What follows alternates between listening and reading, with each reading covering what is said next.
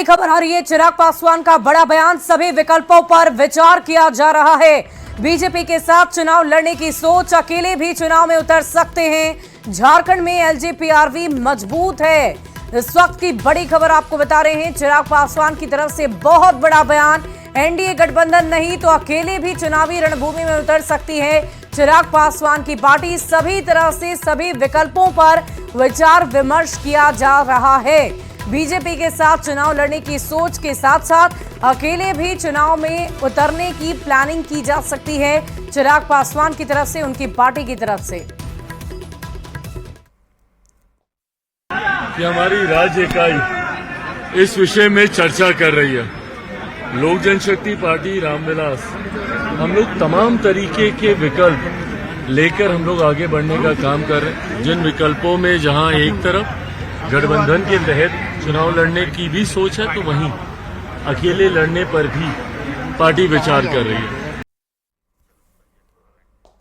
और इस पूरी खबर की अधिक जानकारी के साथ न्यूज 18 संवाददाता संजय सिन्हा हमारे साथ फोन लाइन पर जुड़ गए हैं। संजय, चिराग पासवान के इस बयान के सबसे पहले क्या मायने निकाले जाएं, ये बता दीजिए, क्योंकि पहले तो बहुत ही स्पष्ट तौर पर वो कह रहे थे कि बीजेपी के साथ एनडीए गठबंधन के साथ चुनावी रणभूमि में उतरेंगे और अब विकल्प की तलाश।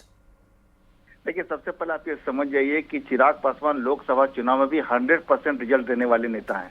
तो अब प्लस है कि वो आपको बिहार में जिस तरीके से उतरे आपको एनडीए गठबंधन के साथ, वो चाहते हैं कि वही रणनीति झारखंड में भी अब अपनाई जाए। और देखिए, ये तरह प्रेशर पॉलिटिक्स है, इसको पॉलिटिकल भाषा में कहते हैं प्रेशर पॉलिटिक्स। जब तक कि सीटों की घोषणा नहीं हो जाए, एक पॉलिटिकल प्रेशर बना रहे।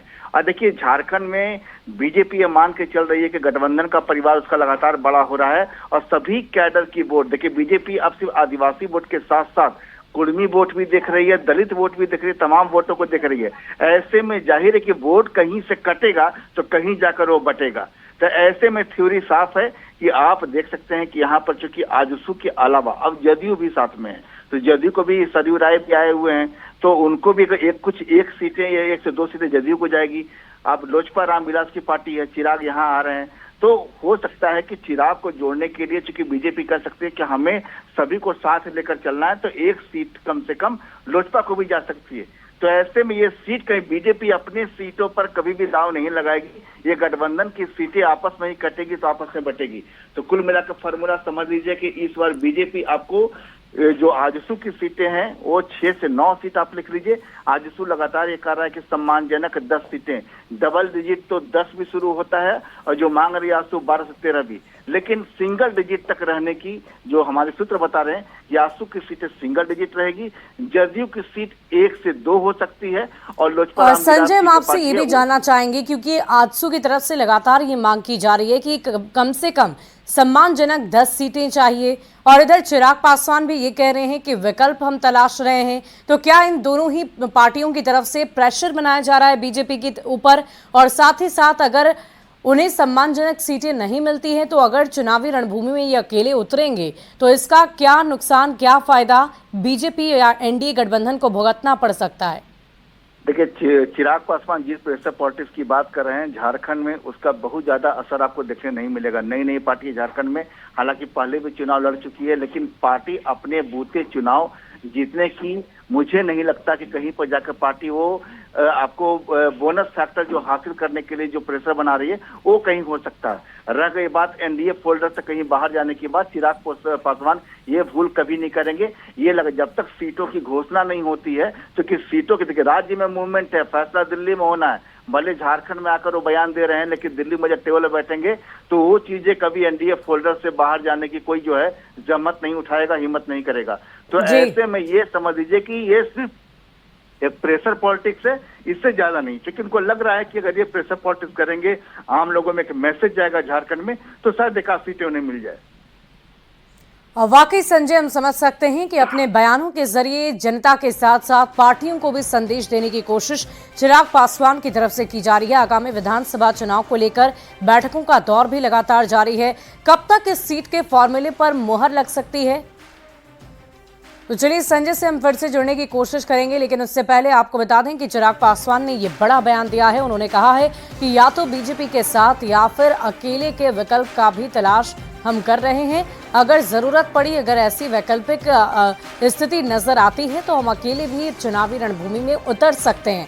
इससे पहले आजसू की तरफ से 6 से 9 सीटों को लेकर बीजेपी की तरफ से ये कहा गया कि हम 6 से 9 सीटें देंगे, लेकिन आजसू इस पर भी तैयार नहीं है। आजसू का कहना है कि कम से कम सम्मानजनक यानी कि डबल डिजिट में 10 सीटें तो हमारे खाते में आनी ही चाहिए।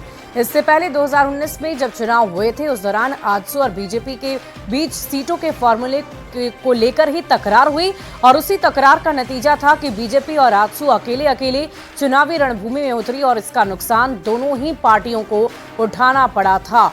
लेकिन अब देखने वाली बात होगी कि इस बार क्या आजसू इस सीट के फॉर्मूले से मानते हैं या इस बार भी कुछ वैसी ही स्थिति बनेगी।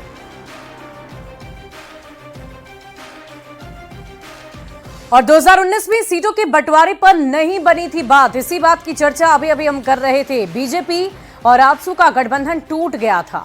विधानसभा चुनाव में अकेले ही आजसू उतरी थी। आजसू ने 52 सीटों पर अपने प्रत्याशी उतार दिए थे। गठबंधन टूटने का नुकसान दोनों तरफ हुआ था। 2019 में झारखंड की सत्ता से बीजेपी बाहर हो गई थी। नुकसान इतना ज्यादा हो गया और इधर इंडी गठबंधन भी पूरी तरह से अपनी तैयारी का दावा कर रहा है और पितृपक्ष के बाद सीटों के बंटवारे का ऐलान की बात भी कही जा रही है। जेएमएम प्रवक्ता ने एनडीए में सहमति पर तंज कसते हुए कहा है कि एनडीए में जैसे ही सीटों का ऐलान होगा वहां भूचाल मच जाएगा। लेकिन इंडिया अलायंस में फॉर्मूला पहले से ही तय है। थोड़ी बहुत ऊंच नीच होती रहती है और 1-2 बैठक में सब कुछ साफ हो जाएगा। वहीं कांग्रेस ये दावा कर रही है कि गठबंधन में कहीं किसी भी तरह का कोई मतभेद नहीं, किसी तरह की कोई ऐसी बात नहीं है। देखने वाली बात होगी कि फॉर्मूला कितना तय हो पाता है। तो 2019 में सीटों के बंटवारे पर बात नहीं बनी थी, इसी बात का जिक्र हम आज भी कर रहे हैं और विपक्षी दलों की तरफ से भी यही कहा जा रहा है कि कहीं ना कहीं सीटों के फॉर्मूले पर जब बात नहीं बनी तो आज भी ये घमासान देखने को मिलेगा। इधर इंडी गठबंधन भी पूरी तरह से अपनी तैयारियों का दावा कर रहा। पितृपक्ष की बात सीटों के बंटवारे का ऐलान की बात कही जा रही। जेएमएम प्रवक्ता ने एनडीए में सहमति पर तंज कसते हुए कहा कि एनडीए में जैसे ही सीटों का ऐलान होगा वहां भूचाल मच जाएगा। लेकिन इंडिया अलायंस में फॉर्मूला पहले से ही तय है। थोड़ी बहुत ऊंच नीच होती रहती है और 1-2 बैठक में सब कुछ स्पष्ट हो जाएगा। वहीं कांग्रेस ये दावा कर रही है कि गठबंधन में कहीं किसी तरह का कोई पेंच नहीं फंसा है। भी तमाम चीजें मुकम्मल रूप से तैयार हो चुकी है। खाका तैयार हो चुका है और सीट शेयरिंग की भी पूरी तरह खाका तैयार है और सीट शेयरिंग में कहीं किसी प्रकार का कोई जिच नहीं है। हम मुकम्मल गठबंधन के साथ चुनावी समर में उतरने को लेकर पूरी मजबूती के साथ हम भी तैयार खड़े हैं। उन लोगों में एक सैद्धांतिक सहमति है।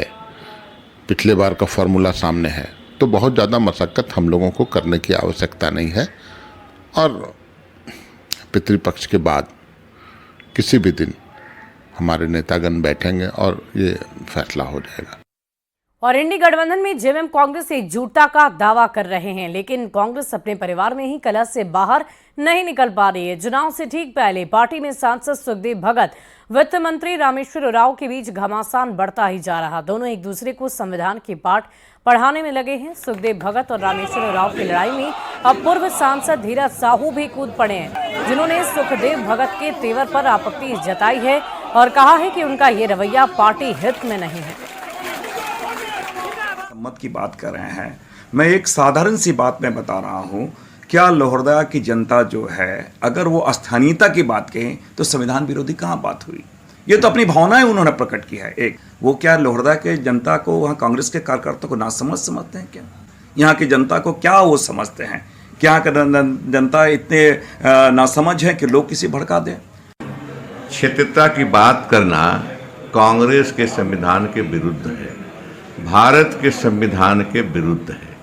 क्षेत्रीय पार्टियां काम करती हैं, राष्ट्रीय पार्टी कांग्रेस राष्ट्रीय पार्टी है, वो काम नहीं करती इस तरह का। इस तरह की भाषा राष्ट्रीय पार्टी का नहीं और कांग्रेस के आइडियोलॉजी में इस तरह की बात ही नहीं। अनिल हो चुके हैं, अब बहुत दूध पीते हुए बच्चे नहीं हैं जो बार बार इस तरह की हरकत कर रहे हैं, वो पार्टी हित में अच्छा नहीं है।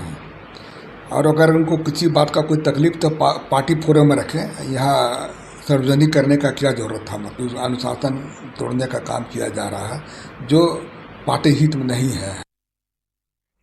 और यहाँ रुकेंगे एक छोटे से ब्रेक के लिए। खबरें लगातार जारी है।